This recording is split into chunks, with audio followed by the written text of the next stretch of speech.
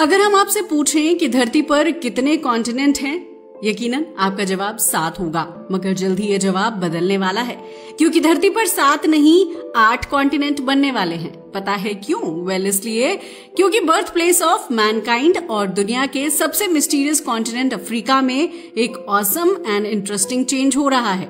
Africa की धरती में एक ऐसी दरार आ रही है जो महाद्वीप को 2 हिस्सों में बांटने वाली है। जी हाँ, आपने सही सुना, अफ्रीका 2 हिस्सों में टूट रहा है। मगर सवाल ये है कि क्या ये सिर्फ एक नेचुरल प्रोसेस है या इसके पीछे कोई अननोन पावर है? वो भी जानेंगे। मगर इसका दुनिया पर क्या असर होगा, ये भी सवाल है।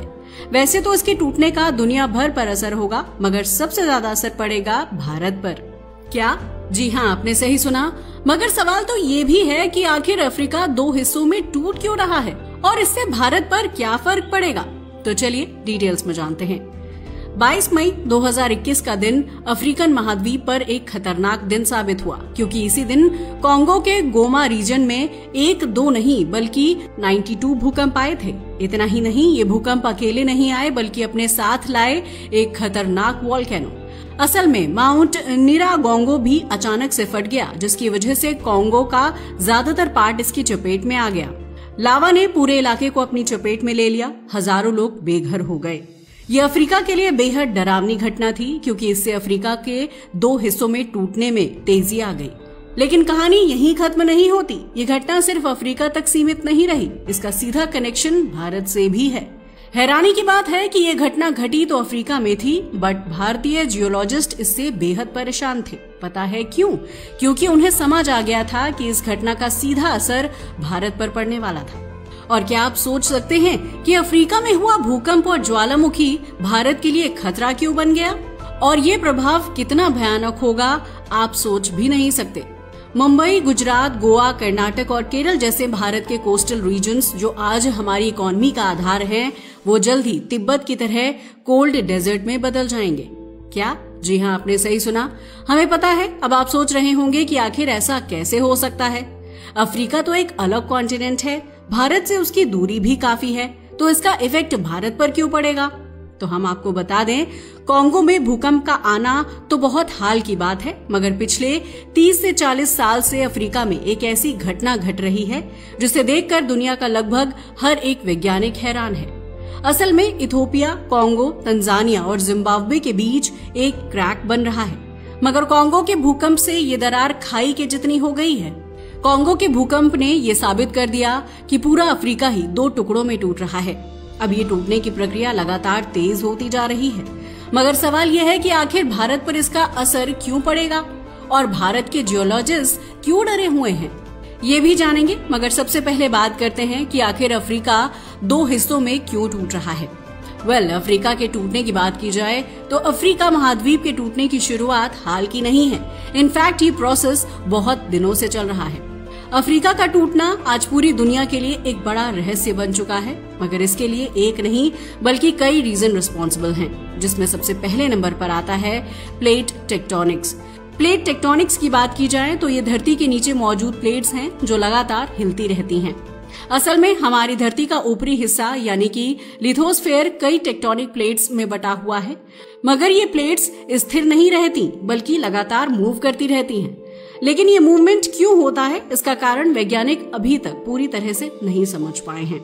माना जाता है कि एथनोस्फेयर में मौजूद कॉन्वेक्शन करंट और प्लेट्स के बीच बनने वाले फोर्स इसे खिसकाने का काम करते हैं, और जब ये प्लेट्स एक दूसरे से दूर जाती हैं तो इनके बीच दरारें बनती हैं। अफ्रीका में भी एक ऐसी ही घटना हो रही है, जिसकी वजह से अफ्रीका 2 हिस्सों में टूट रहा है। एक्चुअल में अफ्रीका में गल्फ ऑफ एडन से लेकर जिम्बाब्वे तक लगभग 3000 किलोमीटर लंबी दरार बन चुकी है, जिसे ईस्ट अफ्रीकन रिफ्ट वैली कहा जाता है। और ग्रेट अफ्रीकन रिफ्ट वैली के कारण ही अफ्रीका स्प्लिट हो रहा है। ग्रेट अफ्रीकन रिफ्ट वैली की बात की जाए तो ये इथोपिया, तंजानिया, कॉन्गो और जिम्बाब्वे के बीच फैली है, जिसने अफ्रीका महाद्वीप के टूटने की नींव डाली है। वैसे अब ये अफ्रीका के टूटने का कारण बन रही है, मगर इस वैली के बनने की कहानी भी कम इंटरेस्टिंग नहीं है, क्योंकि ये रिफ्ट वैली पृथ्वी की टेक्टोनिक प्लेट्स के खिसकने के कारण ही बनी थी। लेकिन अब अफ्रीका की टेक्टोनिक प्लेट्स अलग हो रही हैं, जिसके कारण अफ्रीका धीरे धीरे 2 हिस्सों में बंट रहा है। वैसे बताते चलें, अफ्रीकन कॉन्टिनेंट के नीचे 2 प्लेट हैं जिनमें से एक है नूबियन प्लेट जो अफ्रीका महाद्वीप का पश्चिमी हिस्सा है और दूसरी है सोमालिया प्लेट जो इस महाद्वीप का पूर्वी हिस्सा है। इस दरार के लिए भी यही प्लेट रिस्पॉन्सिबल है, यानी कि नूबियन प्लेट और सोमालियन प्लेट। हालांकि ये आज की घटना नहीं है, बल्कि ये प्रोसेस मिलियंस ऑफ ईयर्स से चल रहा है। मगर ये घटना सुर्खियों में 2018 में आई, क्योंकि 2018 में केन्या की रिफ्ट वैली में एक बड़ी दरार आ गई थी। ये दरार इतनी खतरनाक थी कि इसने नैरोबी हाईवे को पूरी तरह से तबाह कर दिया था। यही वजह है कि तब से ऐसा माना जा रहा है कि ये दरारें बढ़ती रहीं तो अफ्रीका 2 हिस्सों में स्प्लिट हो जाएगा। इससे अफ्रीका का ईस्टर्न पार्ट मेन कॉन्टिनेंट से अलग हो जाएगा। यही नहीं, इन दोनों हिस्सों के बीच एक नया महासागर बन जाएगा, यानी कि कॉन्टिनेंट की संख्या ही नहीं बढ़ेगी बल्कि ओशन का नंबर भी इंक्रीज होता नजर आएगा। लेकिन इसका ये मतलब नहीं है कि ये घटना कुछ ही सालों में नजर आएगी, क्योंकि ये वो जियोफिजिकल एक्टिविटी है जिसे होने में सालों लाखों साल लग जाते हैं। हालांकि भले ही ये प्रक्रिया लाखों साल ले, लेकिन इसके संकेत अभी से मिल रहे हैं। वैसे एक बात तो है, नए ओशन के बनने से युगांडा और ज़ाम्बिया जैसे देशों को नई कोस्ट लाइन मिलेगी। खैर, वो एक अलग बात है। मगर अब सवाल ये आ रहा है कि आखिर ये स्प्लिटिंग होती क्या है। टेक्टोनिक प्लेट्स के अलग होने की प्रोसेस को स्प्लिटिंग कहते हैं। सिंपल वर्ड्स में कहें तो जब प्लेट्स ऑपोजिट डायरेक्शन में खिंचती हैं तो उनके बीच गैप बनता है, जिसे रिफ्ट वैली कहा जाता है। और फिर जैसे जैसे ये गैप बढ़ता है, प्लेट्स अलग हो जाती हैं। हालांकि ये पहली बार नहीं है। पता है क्यों? क्योंकि अतीत में भी ऐसा हो चुका है। साउथ अमेरिका और अफ्रीका के अलग होने से साउथ अटलांटिक महासागर का जन्म हुआ था। यही वजह है कि आज भी दोनों महाद्वीपों की कोस्टलाइन एक दूसरे से मेल खाती है। इतना ही नहीं, एक टाइम पर तो सारे के सारे महाद्वीप एक साथ जुड़े हुए थे, जिसे सुपर कॉन्टिनेंट पेंजिया कहा जाता था। मगर धीरे धीरे प्लेट्स में मूवमेंट हुई और धरती पर कई सारे कॉन्टिनेंट बन गए और ये मूवमेंट लगातार होती जा रही है। तो हो सकता है कि लाखों सालों बाद धरती पर कॉन्टिनेंट आज से दुगने या इससे भी ज्यादा नजर आए। और ये सबसे पहले हमें अफ्रीका में देखने को मिलेगा, क्योंकि ईस्ट अफ्रीकन रिफ्ट के नीचे एक स्पेशल प्रोसीजर हो रहा है। पता है क्या? असल में यहाँ मेंटल के नीचे मौजूद मैग्मा की वजह से प्लेट्स खिसक रही हैं, जिसे मेंटल प्लूम कहा जाता है। और इस प्लूम से निकलने वाली हीट की वजह से धरती का ऊपरी हिस्सा पिघल रहा है, जिससे ज्वालामुखी फट रहे हैं। रिफ्ट वैली के आसपास कई एक्टिव वोल्केनो हैं, जो इस घटना का जीता जागता एग्जाम्पल है। फ्यूचर में जैसे जैसे ये क्रैक्स बढ़ेंगे, अफ्रीका का पूर्वी हिस्सा अलग होकर एक द्वीप या महाद्वीप बन जाएगा। ये आइलैंड इंडियन ओशन में होगा और उसके चारों तरफ समुद्र का पानी होगा, जिसकी वजह से इथोपिया, सोमालिया और तंजानिया जैसे देशों को नई तटीय रेखाएं मिलेंगी। वैसे हम आपको बता दें, ये घटना भले ही धीमी गति से हो रही हो, लेकिन इसका असर बहुत बड़ा होगा। वैसे अफ्रीका में ये पहली बार नहीं हो रहा है, बल्कि लाल सागर और एडन की खाड़ी भी इसी तरह बनी थी। क्या? जी हाँ, आपने सही सुना। असल में ये वैली अफ्रीका और अरब प्लेट के अलग होने का नतीजा थी। अब अफ्रीका के स्प्लिट के लिए अफार रीजन को रिस्पॉन्सिबल माना जा रहा है। पता है क्यों? वेल, इसलिए क्योंकि अफार रीजन इथोपिया का हिस्सा है और यहाँ ये स्प्लिट सबसे ज्यादा है। तभी तो इसे पृथ्वी के टूटने का मुख्य केंद्र माना जाता है। अगर इसके रीजन की बात की जाए तो वॉल्केनिक एक्टिविटी सामने आती है। एक्चुअल में अफार रीजन में वॉल्केनिक एक्टिविटी ज्यादा है, जिससे पता चलता है कि ये हिस्सा लिथोस्फीयर में बेहद पतला हो चुका है। अगर ये प्रक्रिया ऐसी ही चलती रही तो अफ्रीका का ये टूटा हुआ हिस्सा महासागर में समा जाएगा। इसके बाद समुद्र के पानी से भरकर एक नया महासागर बनेगा। इस नए महासागर के बनने से अफ्रीका का नक्शा पूरी तरह बदल जाएगा। इंडियन ओशन में टूटे हुए अफ्रीका के हिस्से बड़े बड़े द्वीपों का निर्माण करेंगे।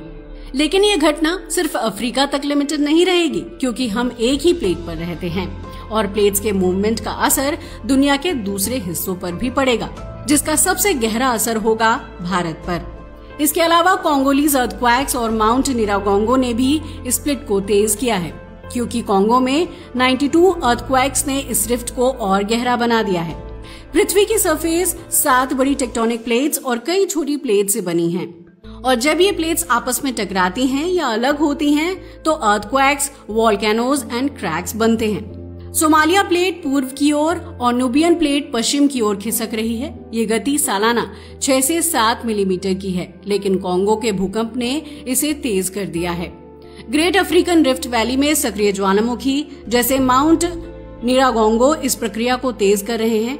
इनके विस्फोट से लावा और गैसें दरार को डीप एंड वाइड बना रही हैं। असल में माउंट निरागोंगो के विस्फोट ने टेक्टोनिक हलचल को और तेज कर दिया है, जिससे ये दरार खाई में बदलने लगी है।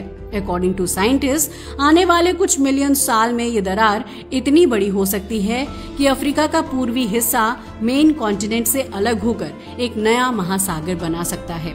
मगर अब सवाल ये उठता है कि आखिर भारत पर इसका क्या असर पड़ने वाला है। हमें पता है, आप भी सोच रहे होंगे कि भारत और अफ्रीका दोनों अलग अलग कॉन्टिनेंट का पार्ट हैं, तो फिर इसका असर भारत पर क्यों पड़ेगा। तो हम बता दें, भले ही ये अलग कॉन्टिनेंट हैं, मगर अफ्रीका और भारत के बीच की टेक्टोनिक प्लेट्स जुड़ी हुई हैं। तभी तो जैसे जैसे अफ्रीका की प्लेट अलग हो रही है, ये भारत की इंडियन प्लेट को भी प्रभावित कर रही है। साथ ही अफ्रीका के स्प्लिट से सी लेवल राइज होगा। असल में अफ्रीका के टूटने से हिंद महासागर का विस्तार होने वाला है, जिसका खामियाजा भारत को भुगतना पड़ेगा, क्योंकि इससे भारत के तटीय क्षेत्रों जैसे मुंबई, गोवा, केरल और कर्नाटक में समुद्र तल तेजी से बढ़ने की संभावना है। इसके अलावा भारत में एक बड़ा सा कोल्ड डेजर्ट बनने का खतरा भी बढ़ रहा है।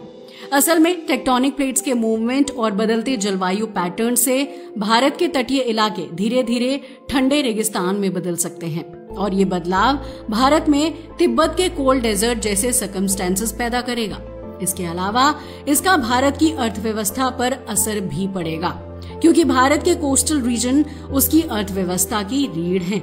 इन क्षेत्रों में समुद्र तल बढ़ने और मौसम बदलने से agriculture, fisheries, port operations and tourism पर गहरा असर पड़ेगा। वैज्ञानिकों का मानना है कि यह प्रक्रिया लाखों वर्षों में अफ्रीका के पूर्वी हिस्से को मुख्य महाद्वीप से अलग कर देगी। साथ ही इसके बीच में एक नया महासागर बनेगा, जो अफ्रीका और भारत के बीच की दूरी को और बढ़ा देगा। इसके फ्यूचर में पॉसिबल कॉन्सिक्वेंसेस की बात करें तो ये भारत के लिए चैलेंजेस से भरा तो है ही, साथ ही इससे ग्लोबल सिनेरियो में बदलाव भी होंगे। असल में यहाँ नया महासागर बनने से समुद्री व्यापार मार्ग बदलेंगे। अफ्रीका के अलग अलग हिस्सों में भौगोलिक और जैव विविधता के बदलाव आएंगे। तटीय इलाकों में बाढ़ और क्षति होगी, तापमान में गिरावट आएगी और समुद्री जीवन पर नकारात्मक प्रभाव भी पड़ेगा। वैसे एक बात तो है, अफ्रीका का टूटना हमें धरती की उन प्रक्रियाओं की याद दिलाता है जो करोड़ों साल पहले हुई थी और जिन्होंने आज की ज्योग्राफी तैयार की थी। ये घटना धीरे धीरे धरती के इतिहास को दोहरा रही है। वैसे आपका इसके बारे में क्या ख्याल है? अपनी राय को हमें कमेंट करके बताना न भूलिएगा। आज के लिए बस इतना ही। वीडियो अच्छा लगा हो तो इसे लाइक और शेयर करें और हमारे चैनल को भी सब्सक्राइब करें। जय हिंद दोस्तों।